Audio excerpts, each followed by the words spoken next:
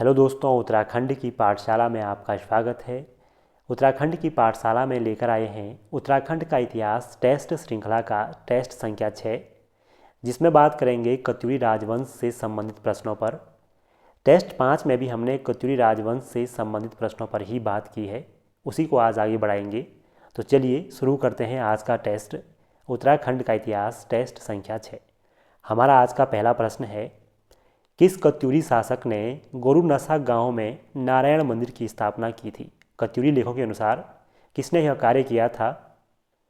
तो इसका जो सही आंसर है वो है ऑप्शन बी, ललित सूरदेव, जिनके ताम्रपत्र हमें पांडुकेश्वर से प्राप्त हुए हैं, जिनकी संख्या 2 है, एवं एक कंडारा से भी प्राप्त हुआ है। तो उनके लेखों में लिखा गया है कि उन्होंने गोरुनसा गांव में नारायण मंदिर की स्थापना की थी। उनकी पत्नी जो सामा देवी थी, प्रधान रानी, वो भी एक विष्णु की भक्त थी।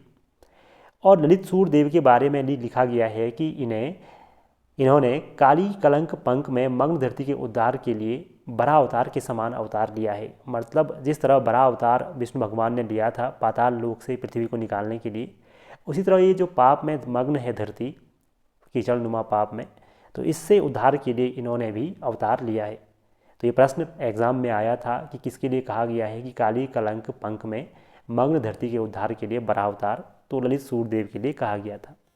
हमारा अगला प्रश्न है, किस कत्यूरी शासक को कृपाण से मत्थ हस्तियों का मस्तक विदीर्ण कर अपनी यश पताका फैलाने वाला कहा गया है? किसके लिए लेख में कहा गया है कि उसने अपनी कृपाण से मत्थ हस्तियों का मस्तक विदीर्ण कर अपनी जीत प्राप्त की थी? तो यह कहा गया है ऑप्शन ए, इष्टगण के लिए। और इष्टगण के लिए इस तरह की उपाधि का प्रयोग होना बताता है कि उसने किसी मैदानी शासक को हराया था, क्योंकि हाथियों का प्रयोग केवल मैदानी शासक ही अपनी सेना में कर सकते हैं। कोई भी पहाड़ी नरेश हाथियों को सेना में नहीं रख सकता है। और इष्टगण के बारे में कहा जाता है कि इन्होंने उत्तराखंड को एक सूत्र में बांधने का प्रयास किया था और साथ साथ जागेश्वर के महिष मर्दिनी, लोकुलेश और नटराज मंदिर का निर्माण किया था।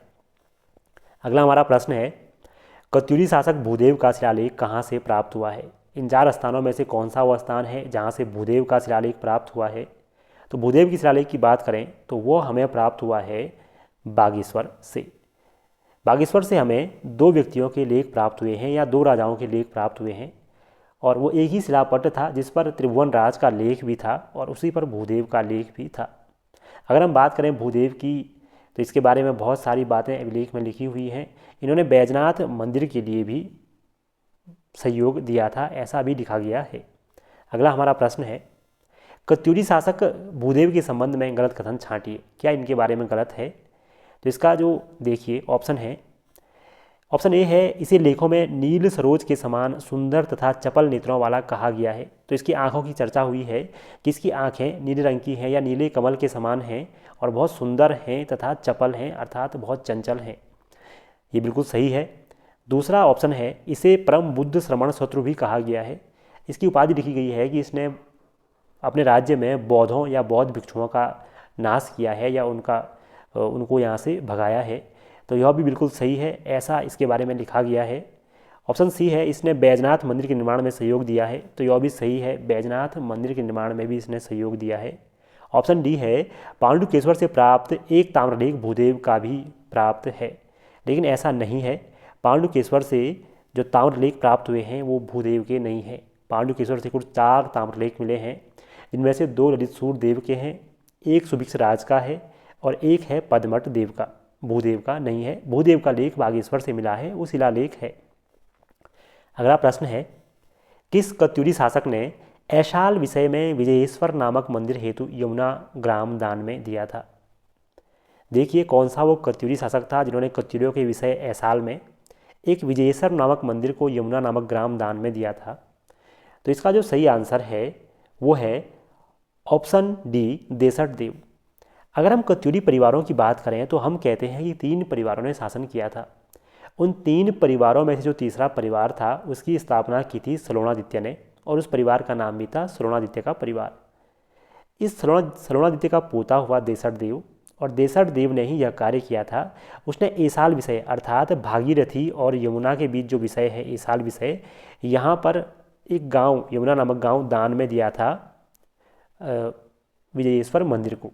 अगर हम बात करें देसर देव की तो इसे लेखों में सतयुग के धर्म का अवतार स्वरूप कहा गया है कि ये धर्म का अवतार है और इसी का लेख हमें प्राप्त हुआ है बालेश्वर मंदिर से भी। इसकी विशेषता ये है, बालेश्वर मंदिर चंपावत में स्थित है।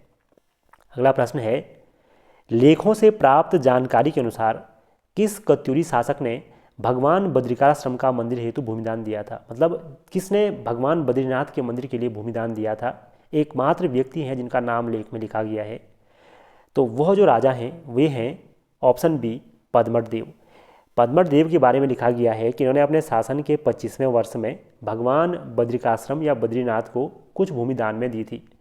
तो ये इनकी विशेषता है, ये देसठ देव के ही पुत्र हैं। अगला हमारा प्रश्न है, बालेश्वर मंदिर से किस कत्यूरी शासक का लेख प्राप्त हुआ है? तो अभी हमने बात की कि सलोणादित्य के पोते देसठ देव का लेख हमें बालेश्वर से प्राप्त हुआ है और बालेश्वर चंपावत में स्थित है। ठीक। अगला हमारा प्रश्न है, कत्यूरी लेखों से कितने राजाओं के नाम प्राप्त हुए हैं? अभी तक कत्यूरी इतिहास की हम बात करें तो जिन्होंने कार्तिकेयपुर और करवीरपुर से शासन किया उन राजाओं की बात करें तो हमें कुल 14 कत्यूरी राजाओं के नाम अभी तक लेखों में मिले हैं। हमें लगभग 8 लेख प्राप्त हुए हैं और इन 8 लेखों में 14 राजाओं के नाम हमें मिलते हैं। अगला प्रश्न है, कत्यूरी विषय में कौन सा विषय भागीरथी एवं अलकनंदा के मध्य की उपत्यका में स्थित था? उपत्यका का अर्थ होता है नदी के बीच या किनारे। तो भागीरथी एवं अलकनंदा के मध्य जो विषय था वह था हमारा अंतराग विषय। अंतराग विषय की बात करें तो देवप्रयाग से टिहरी के हिस्से में होते हुए यह क्षेत्र स्थित था जिसे हम अंतराग विषय कह रहे हैं। अगर हम बात करें टंकणपुर की तो देवप्रयाग से अलकनंदा तक की जो उपत्यका है वो कहलाती है टंकणपुर। साथ साथ हम देखें ऐसाल विषय की तो अभी हमने बात की कि ऐसाल विषय उत्तरकाशी में स्थित था और यह भागीरथी एवं यमुना के बीच था। और दुर्मार्ग विषय की बात करें तो मंदाकिनी घाटी में दुर्मार्ग विषय था। इसके साथ साथ हमने कार्तिकेयपुर विषय की बात की थी कि जो जोशीमठ से लेकर बैजनाथ बागेश्वर तक फैला हुआ था वो था कार्तिकेयपुर विषय। और अगला है एक विषय छूटता है इसमें, वो है मायापुर हाट विषय जो हरिद्वार में स्थित था। अगला हमारा प्रश्न है, निम्नलिखित कथन पढ़ें और सही आंसर दें। कथन 1 है, सुभिक्ष राज ने सुभिक्षपुर नामक राजधानी बसाई थी तथा सुभिक्ष राज को उद्दंड शत्रुओं की नारियों को वैधत्व की दीक्षा देने में दक्ष माना गया है। तो इन दोनों कथनों की बात करें तो राजा सुभिक्ष राज के बारे में है और इन्होंने सुभिक्षपुर नामक राजधानी बसाई थी, यह बिल्कुल सही है। इनके बारे में लिखा गया है कि इन्होंने जोशीमठ से राजधानी बदली गई थी इनके द्वारा और यह किसी आपदा के कारण बदली गई थी। जहाँ पर बदल कर ले जाया गया था वो क्षेत्र या तो तपोवन था या विष्णुप्रयाग था जो जोशीमठ के पास ही स्थित है, तो यह बिल्कुल सही है। अगला है, सुभिक्ष राज को उद्दंड शत्रुओं की नारियों को वैधत्व की दीक्षा देने में दक्ष माना गया है, यह भी अभिलेख में इनके बारे में लिखा गया है। और यह भी लिखा गया है कि इन्होंने शत्रु की लक्ष्मी का हरण किया था, ये प्रचंड हैं शत्रु की लक्ष्मियों का हरण करने में। तो ये दोनों बातें सही हैं, तो ऑप्शन सी बिल्कुल सही आंसर है, 1 व 2 दोनों सही। अगला हमारा प्रश्न है, कथन पढ़ें और सही आंसर का या उत्तर का चयन करें। तो अगला है, कथन 1 कहता है कत्यूरी राजा नरसिंह देव जोशीमठ से राजधानी परिवर्तन कर ले गए थे, तो यह बिल्कुल सही है। इन्होंने राजधानी परिवर्तन की थी और ये जोशीमठ से करवीरपुर राजधानी लेकर गए थे जो आज बैजनाथ में है। अगला कथन है, वह राजधानी को व्याघ्रेश्वर मंदिर क्षेत्र में लेकर गए थे, तो ऐसा बिल्कुल गलत है। वह बैजनाथ क्षेत्र में लेकर गए थे जहाँ बैजनाथ का मंदिर है, न कि जहाँ बागनाथ का मंदिर है। बागनाथ के मंदिर को ही व्याघ्रेश्वर कहते हैं। तो कथन 1 ही केवल सही है, कथन 2 गलत है। वह बैजनाथ मंदिर क्षेत्र में लेकर गए, न कि व्याघ्रेश्वर मंदिर क्षेत्र में। अगला प्रश्न है, कत्यूरी प्रशासन में प्रदेशाधिपति या प्रांतपति को क्या कहा जाता था? जो कत्यूरी साम्राज्य था वो प्रांतों में बटा हुआ था और प्रांतपति को क्या कहा जाता था? तो इसका सही आंसर है ऑप्शन ए ऊपरीक। ऊपरीक कहा जाता था प्रांतपति को या राज्यपाल को। अन्य जो पद हैं उनकी बात हम अगले वीडियो में करेंगे, वहाँ पर हम कत्यूरियों के कई सारे पदों पर चर्चाएं करेंगे। अगला हमारा प्रश्न है, कुमाऊनी लोक कथाओं के अनुसार किस शासक ने जोशीमठ से बैजनाथ राजधानी परिवर्तित की थी? अगर ऐतिहासिक स्रोतों को छोड़ दिया जाए और जो हमारे लोक कथाएँ प्रचलित हैं उन पर ध्यान दिया जाए तो कुमाऊँ में प्रचलित लोक कथाओं के अनुसार एक राजा हुए आसंती देव। आसंती देव ने यह राजधानी परिवर्तित की थी जोशीमठ से बैजनाथ के लिए। अगला हमारा प्रश्न है, कत्यूरी साम्राज्य के कुल देवता या कुल देवी कौन थे, अर्थात उनके अधिष्ठात्री देवता थे कौन। तो कत्यूरी जो लेख हैं उनका अध्ययन करने पर पता चलता है कि माँ नंदा कत्यूरियों की अधिष्ठात्री देवी थी, क्योंकि निम्बर एक राजा हुए कत्यूरी वंश के और दूसरे राजा हुए इच्छठ देव या श्रवणादित्य और इच्छठ देव के नाम के आगे लिखा हुआ है कि इन्हें भगवती नंदा के चरण कमल का वरदान प्राप्त था। तो इस पंक्ति से हमें पता चलता है कि इनकी कुल देवी माँ नंदा थी। अगला प्रश्न और आज का अंतिम प्रश्न है, कत्यूरी शब्द का प्रथम प्रयोग किस इतिहासकार द्वारा किया गया था। तो कत्यूरी शब्द का जो प्रथम प्रयोग किया गया है वह किया गया था इतिहासकार एटकिंसन द्वारा। इनकी पुस्तक का नाम है हिमालयन डिस्ट्रिक्ट गजेटियर, जो 1884 में प्रकाशित हुई थी और इन्होंने ही सबसे पहले कत्यूरी शब्द का प्रयोग किया है।